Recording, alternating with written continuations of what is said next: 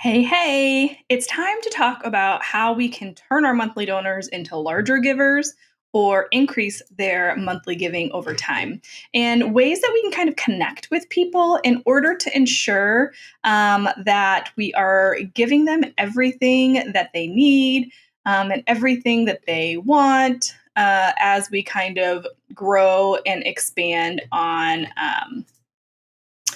the work that we're doing. And so I have a guest today, Nate Morse, who's joining us today to talk about things to think about, things to consider when it comes to how we treat our donors after we've got them, and why focusing on retention is something that can be super impactful. With a rich background in fostering business growth, Nate now turns his attention to the nonprofit sector. He applies his knowledge to the customer journey to the path of donors, emphasizing how understanding and nurturing these relationships can lead to increased and sustained giving. His discussions focus on making the donor experience rewarding. By adopting strategies that businesses use to keep customers coming back, nonprofits can encourage donors to continue their support. Nate's insights help organizations create strong, lasting bonds with their donors, ensuring that every gift has lasting impact. And you're going to hear some things that are great for hyper-personalization, things that you can do at scale, a whole wide variety of ways to kind of approach your monthly giving program and the way that you work towards continuing to retain those donors. Why this foundation is important. You know, I love a good monthly giving program, so I think you're going to love this episode. So I hope that you let me know what your biggest takeaway is and kind of where you're excited to participate in this and where you're excited to expand on what you're already doing. But before we get into it, this episode is brought to you by our February freebie. 50 ideas for how to add value to your monthly giving program. You're going to get all the ideas that you need and more for ways that you can connect more with your donors. Again, to kind of mimic what we talked about in this episode at scale and in a hyper-personalized way. So 50 ways that you can add value to your monthly giving program. Go to thefirstclick.net/resources and download it today. I can't wait to see what you add to your program. Let's get into the episode. You're listening to the Digital Marketing Therapy Podcast. I'm your host, Sammy Bedell-Mulhern. Each month, we dive deep into a digital marketing or fundraising strategy that you can implement in your organization.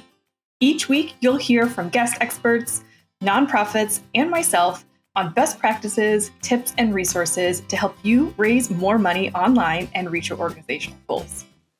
Hey, friends, please join me in welcoming Nate Morse to the podcast. Nate, thanks for being here Thanks today. for having me.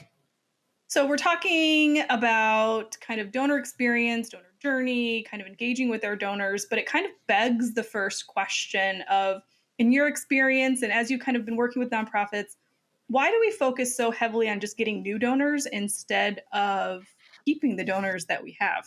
Well, I think that a lot of people may be looking for their first ones, and I think that's a pretty big market because the people that are looking for their first ones kind of have that, like they have a cut in their neck, and so they need to like fix it immediately. So there's a big market for that. So I think that's why it exists more in terms of people creating things that are drawing to that. But I don't think it's necessarily like the best long-term strategy. Like it's good to focus on them in the beginning, and you should have them consistently, right? But if they're let's just say, right, that you're bringing them in, and then each one has an average amount that they're spending a month with you, then you're the math stacks up pretty easily of you seeing how it goes in the long term. But there's also ways that once you get past that, then you should be focusing on optimizing and increasing the relationships with those donors. Well, and I like what you kind of alluded to there, which is like, we're playing a long-term strategy here. Like a monthly giving program is it's not going to be the thing that kind of stops a cash flow situation, right? It's something that's going to help prevent that in the future. Yeah, I think it's more of a foundational thing. I think they're two different things. And honestly, a lot of people struggle with even just getting down the fundamentals because they're so focused on other things that they don't keep the consistency of the things that are doing, the 80% of the results. So, let's just assume at this point, for the purposes of this conversation, that you have a monthly giving program that already exists And it's something that we're working on growing and increasing, right? Something that we're trying to build and expand upon. So, one of the things we talk about a lot on this podcast is how are we providing value to our donors? How are we making sure that we're making them the hero, the VIPs of our organization, so they know that their contribution is pivotal to us being able to do the work that we do. So, how can we really start to understand and make the most of it and say, okay, well, what do our donors really care about versus what do we think that they care about? Yeah. And I think that a lot of what it is comes down to status. And so you could think of, okay, what's the perceived, like if you have different levels or something, let's say, right? Like what's the perceived status kind of around each one. And so, cause that's how they're gonna, it's kind of like how you're playing good in life to a degree. Like, I guess it's you like cashing in. It's like tithing, right? No, but like some people on the karma side, right? Like they kind of view it like that. And yeah, I think there's a lot of status in there now for actually getting them to increase it, or even how to retain them. I think that figuring out, and it ties into what they want as well. I think that it's figuring out how to really personalize things for them. So how do you ask them questions that let you know, for example, like we were doing a thing where everyone, we were figuring out like what their favorite football team was, and then we would send them like a helmet, and so you think if you can capture earlier on those things where you're listening, then later on it creates the relationship where it's more open, and then you already have all the prerequisite where now you can actually ask for more and have it tie into those things, and then the experience for them is something that they aren't getting in other places, but it gives them that a sense of status as well.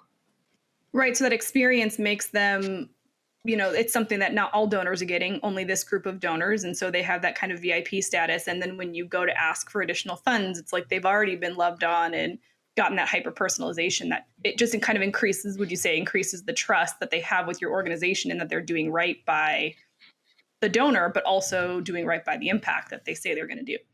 Yeah, so the value that you're giving them by doing those things, you're actually giving the highest degree of value, because personalized help is like the best, like the most relevant thing that you could get, right? But then since you're going out of your way and you're bringing them things or whatever, or it could even be reaching out to them on LinkedIn, right? And like noticing different things that they've done and just paying attention more than other people, and maybe giving them, if they want feedback on things, right? Something like that, right? And so they're going to be getting like that highest degree of value from you. And I think that really opens up the side of how they are going to view you, because it's not taking any time, right? You're doing your own stuff and giving it to them. So the cost equation of like, what's the cost for me to experience this is nothing, because you're doing it and it's relevant to you. So, I mean, I think that's way more relevant than sending like, pumpkin pie on Thanksgiving or whatever, Yeah.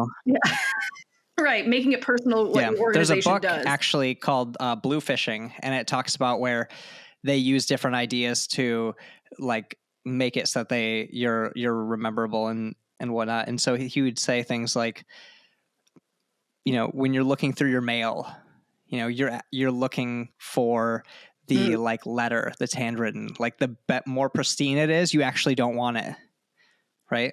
Because it doesn't feel like it was made for you. So they would do things like they take letters and they'd put like dice in them to make it like feel weird and have like kind of a shake, or they'd send like a Rubik's cube, right? And so you could even put like, this is, solving whatever problem you guys solve, right, on the Rubik's cube. And so you can take these different approaches, almost like, insurance company, like if you look at Geico commercials or things like that, they just keep hitting the same angle from an entertaining way in like a different scenario.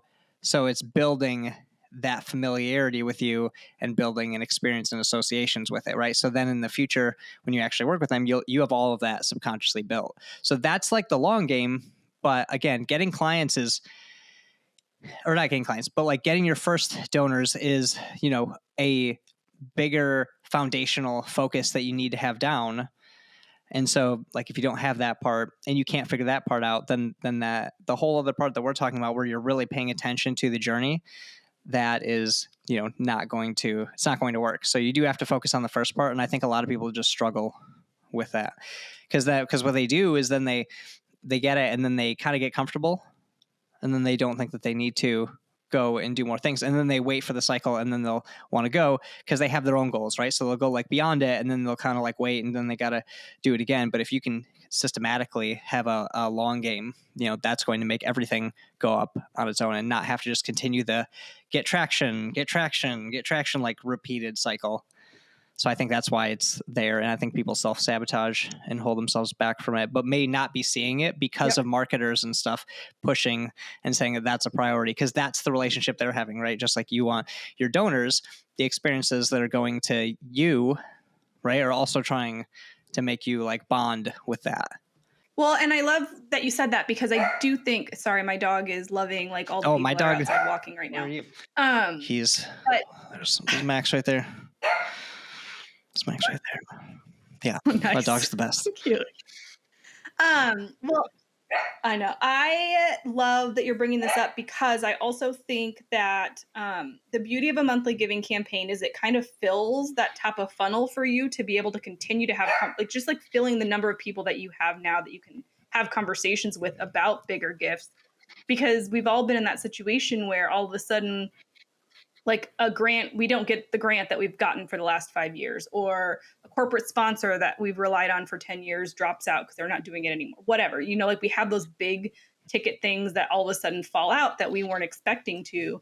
And by focusing on like learning more about these donors, like you're talking about, getting personal, connecting with them, it makes it so much easier to kind of work them up into becoming a larger donor and introducing you to other people that might be a good fit because they know that you've taken care of them and that you've taken the time and effort to steward that relationship.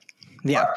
I mean, haven't you ever noticed that you're in a conversation and even though they called you for something completely different, you ended up bringing up what they do, So it brings way more opportunities for you to have those conversations. And I think that should be the actual point that people are grading themselves on, is how many of the right conversations are we having? Because if you look at that, then it's way easier to strike up conversations with people you already have relationships with. And then winning changes a little bit in terms of your lead actions of what you should be, trying to do.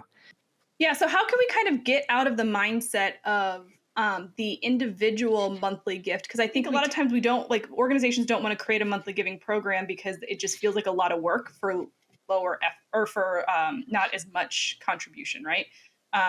We now have to find 100 donors to get us to that $500 versus one donor that could give us $500. Why is that kind of a misplaced kind of philosophy or mindset? Oh, well, I mean, you're already talking to the people, and if you don't have something that's relevant for them, then they're gone, right? And then most people, their income increases over time, so that person should increase anyways. Sure, there might be a little bit of work in the beginning to get things set up, but I think that it's more of something that you would, give to people who like aren't qualified, and there's going to be people that are coming through, your website, your profiles, whatever, that it can be relevant to. And you can make those ones automatic, right? People will probably pay that way easier just while they're scrolling at night, and you already have those eyes on you. So I'm just going to tell them their money isn't good enough, I guess. Yeah. No, and I think that's like the power. I think that's the power of the monthly giving program, is that you can make people feel like, well, and it's true, but you can share the impact that they're able to make. Like, even if they're giving $5 a month, that's still probably a big deal for them. And they can feel like part of a bigger collective, because now it's not just that person. It's like, well, because of you and all of our monthly donors, we're able to do this impact. So it's almost like lifting up a group of people to be more dedicated to your organization, more connected. And as you said, as their income increases over time, the opportunity that they'll come to you as opposed to another organization. Yeah. And I think there's an interesting distinction there, because the people that are paying less want to be part of something more, right? But then the people that are paying more actually want to be part of something less, right? So earlier we personalized it, and then later we brought them in when they're part of something. Because you could just have some kind of way that they can get notifications and know about what you're doing, right? And then you could say, hey, we need this amount because we're doing this thing, and then they would feel like they're involved in the moment, and they can like add more, like they might be the most engaged with the Right. Well, and company more likely, long term because they're like actually doing something, versus other people more are just paying, and then like that was the thing, That's probably what it is actually is a lot of the I relationship agree. needs to be built more, and they might not be if they're not trying to get everyone, and they're not trying to get the maximum out of each one, then they have an issue with themselves and their relationship with relationships. I think that's where we're at. Yeah. No, because the I think intention that like shows it's what is like working, right? And people optimize to like their intentions. You can like almost tell what their intention is based on what they're optimizing to. So it doesn't align with that. well, and how, I think having those deeper conversations with people that are giving at what we might perceive as lower dollar amounts, but over time are much larger, like those are kind of the bread and butter of your long-term donor kind of foundation. Like you talked about earlier, we don't build a strong foundation in our fundraising. So by growing your monthly giving program, you're also kind of building in your own market research of like how to grow and scale and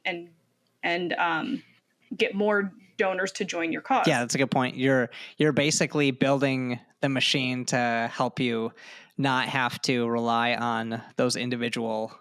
Is that kind of what you're saying? Yeah, absolutely. No, I agree with that.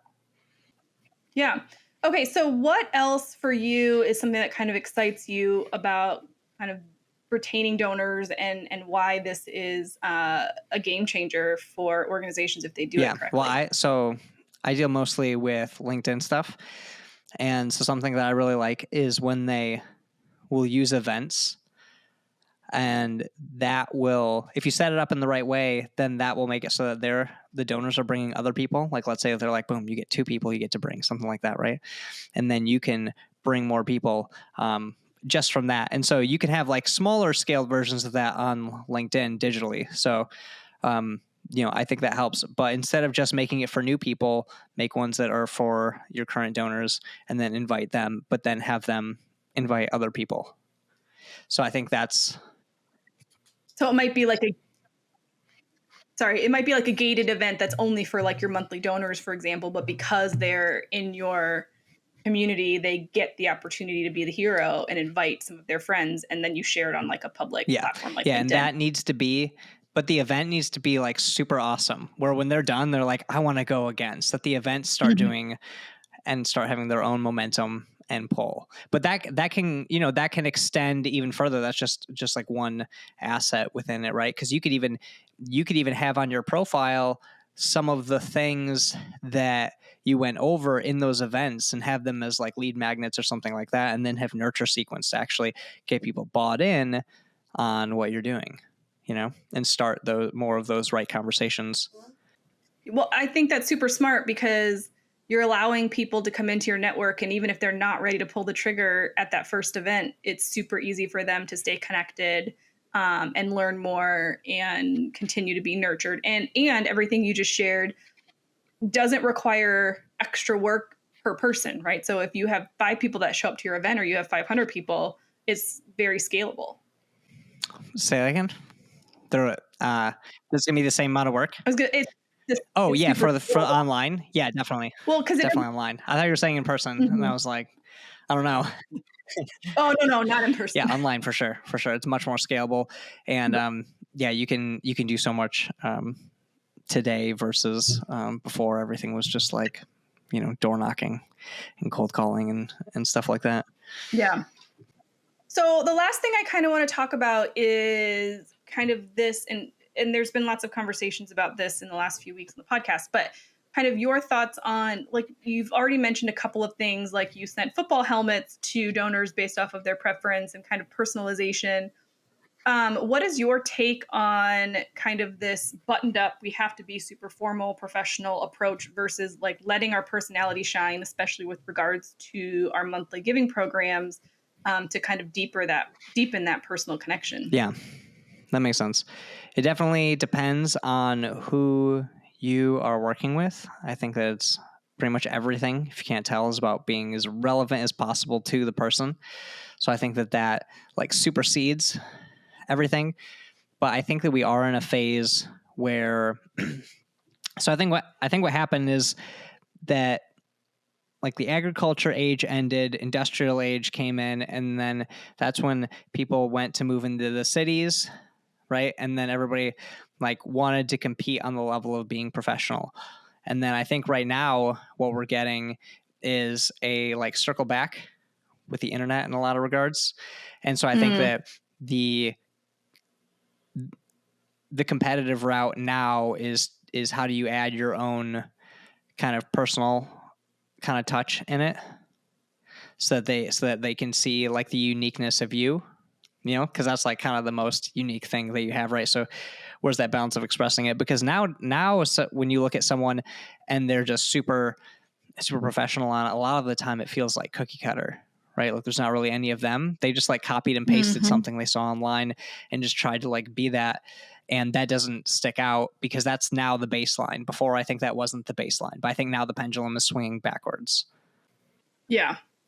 It doesn't feel personal. And you alluded to this earlier. It doesn't feel personal if it's just a cookie cutter postcard that you got in the mail or, nothing that's kind of driving that creativity and that interaction. Because if you can have, I know people say, they shouldn't always be friends, but I think that if you can develop that good relationship, that will allow it where now both of you care enough where there's communication. And that means that if they are thinking of making a different decision, that wouldn't help you, then, now they're actually going to bring it up to you versus just walk away or something, and you can bring out more things because now you have so many things in common. You can use all those reasons to be able to just talk. And then just like I was saying earlier, naturally they go into that conversation if you don't have anything to bring up even a lot of times. No, that's such a good point because if you aren't connecting with your monthly donors and somebody falls off and you don't even recognize the name, there's no opportunity for conversation to find out like, okay, well, why did you fall off? Are we not mission aligned? Do we need to get back to you in a few months when your financial situation changes? Like, do you feel like we didn't connect at all? Like exactly to your point, you don't have that opportunity for that added conversation versus kind of having all those touch points and making sure you're connecting wherever and however that is. And so like, I know it's harder to do at scale, but how, do you think it's really important for people to initially connect with their monthly donors and say like, how do you want to be connected with? And, maybe expand on that a little bit more from just email, phone, whatever, and, add in things like SMS or LinkedIn direct messaging or kind of some of those other outlets so that you're really connecting with people where they are. You could, if you want to find out, so then you can connect with them further. But I would be trying to ask them, hey, doing some research on how, we can do better. And I want to know, what have you seen, besides us? What are some things that you liked or didn't like, or any ideas that you had like that? Because the people will tell you they're the ones going through the experiences, And so I've gotten so much feedback just from things like that. Yeah, and it probably surprises you. Some not, but some surprising on like what are things that they love and what are some things they'd love to see. Because again, they're not innately like in your organization. They don't know all the things that you're doing. And so sometimes it's hard to see what value people want when we're so in the weeds of the day-to-day work of what we're trying to accomplish. And if you take that and then they answer that question and then you call all of them up, and then let's say that you have some new thing going on or some new reason, or if you did this, it would help us get to X, you can talk about that thing they said and weave in this, and so that might If you batch strategies like that, that seems to work much better. I love that. Leading with value first, but still getting that ask in there. Well, Nate, I think so many good nuggets of wisdom here and strategies for people to consider, whether they are looking to scale on a personal level or kind of automate and create some bigger ideas and projects. Any last words of wisdom for the listeners? Otherwise, I would love for you to share how they can find you and learn more about all the awesome things that you do. Yeah. So I do think that even if I'm thinking of like the only thing that they could, if they were taking away one thing, I think most of it has to do with that relevancy. But I think that in order for the relevancy to be there, that intention has to be there. So it has to be that you're helping them and not getting something from it. And I don't think you'll see it the right way until that like aligns. Mm-hmm. I love that. How do they connect with you, Nate? You can go to natemorse.com. You can also find me on LinkedIn. That's pretty much it. I love it. And we'll link all of that up in the show notes at thefirstclick.net/246. Nate, thank you so much for being here today. It was fun. So many different ideas. I hope that you are inspired and excited about expanding on your monthly giving program and really focusing on the donors that you have while you also recruit new ones. It's going to help you really build that foundation. And I think it's critically important for the longevity of your organization and the increase in impact that your organization can make. Again, the show notes and all the resources will be available at thefirstclick.net/246. So make sure you're subscribed on YouTube or wherever you listen to these episodes so you don't miss out on a single one. I really appreciate you taking the time to listen and choosing digital marketing therapy. Thank you so much, and I can't wait to see you in the next one.